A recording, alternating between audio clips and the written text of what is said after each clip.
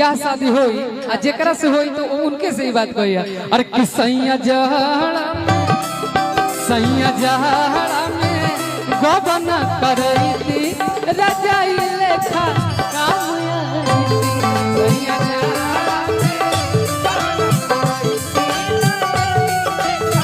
अनुपमा हमरा मम्मी भी हमकी बड़ी माने ली, पापा भी बहुत माने ले, इनकरो माई बाबू जी हमरा बहुत माने ले।